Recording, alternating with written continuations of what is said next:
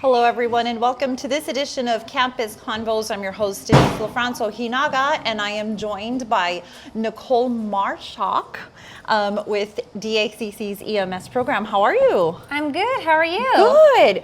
So we're setting in a really cool room. Behind us there is a lot of activity and stuff going on. Explain to me what this is and what everyone is doing behind us. Yeah, for sure. So this is our new ambulance simulator. So as the name suggests, it's supposed to simulate what working in the back of an ambulance is supposed to be like. We just got this probably less than 2 weeks ago. Before that, we do have an ambulance out in our courtyard that was donated to us a little over a year ago. Which is nice, but it's also kind of an older model. Like I said, it was donated. So this is a little more up to date with what students would actually be working in. For one, when they do their field and clinicals, which they do as students, they do get to ride on the ambulance, but then also once they get into the workforce. So we really try to make it as close to what they would come across once they're in the workforce as we can while they're here at DACC. So one challenge that EMTs have to deal with is working in these tight, cramped spaces, which is kind of hard to simulate in like a big classroom because we have all this space. So it's kind of nice, and they get to like load and unload the gurney because there's a lot of technicality to that, a lot of little things. So they get to practice here with mannequins, not with a real patient. Actually, in the field, students are not allowed to load and unload patients for liability reasons. So it's nice that they have a place to practice that here. Yeah, definitely. You know, DACC just offers so many different types of programs and different fields that you can go into, workforce and just so much. And I think a lot of people forget that we offer EMS training here. Tell me a little bit about the program.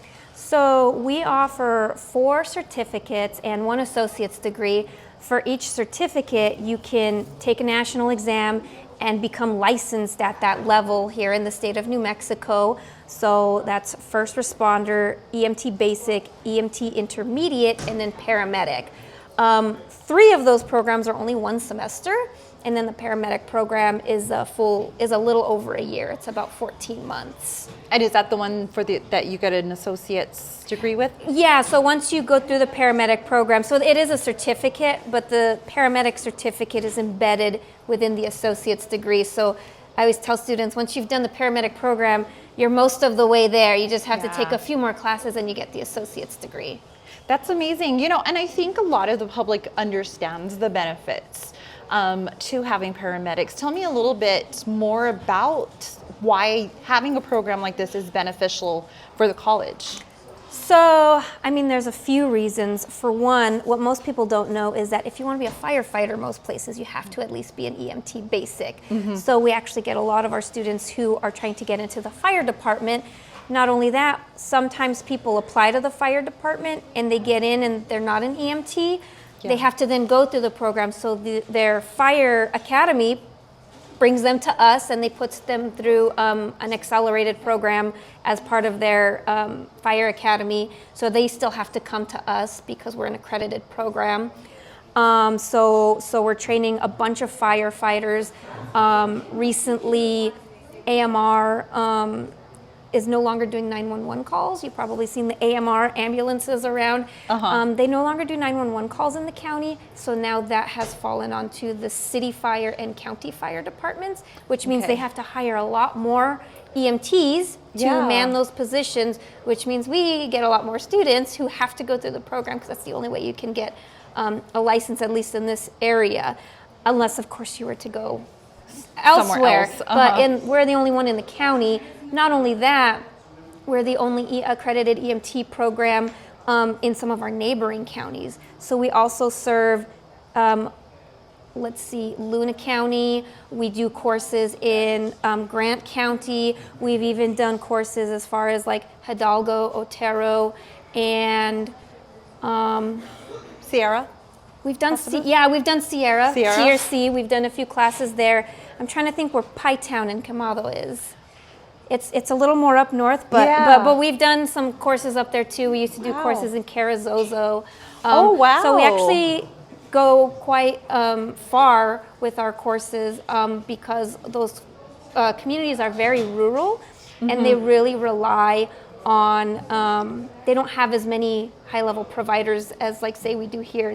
Some counties hardly have any paramedics or advanced EMTs, so they rely on first responders and EMT basics, and so we serve a really big need in those communities. We actually have worked closely with Workforce, the DACC Workforce, to fund some certificate courses in those rural areas. Wow. So it's so amazing to know that the students that walk through these doors are going to be saving lives once they complete their journey here. So if someone else out there is interested in saying, look, wow, I would be really interested to be a part of this, how can they get more information about the program? Of course, so they can of course go to our website, on the DACC website, the Emergency Medical Services. There's some information there on what courses they might need to take, but also because they do work with patients in the EMT program, there's additional requirements similar to nursing and radiology and all that, where they have to pass a background check, pass a drug screen, be up to date on all their shot records, and so all of that is also listed on our website. They can download the EMT packet that lists all of that information, and then of course my email and phone number is also on the website, and they can come see me in my office. I do appointments, I do walk-ins, and I go through all of that stuff that they'll need to do to get into the program.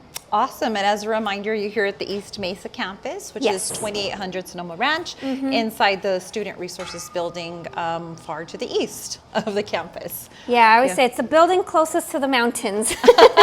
Much easier. That's the easiest way for me to direct people. And I'm upstairs, and there's like a lot of big bright banners outside of our office that says Fire Science and Emergency Medical Services, so you can't miss it. As soon as those elevator doors open, it's just right there. Yep, exactly. Nicole, thank you so much, and really appreciate it and allowing us to come out here and to view how amazing that this program is. So thank you. Of course, thank you. Thank you. And I'm Denise LaFrance Ojinaga. We'll see you again here with Campus Convos.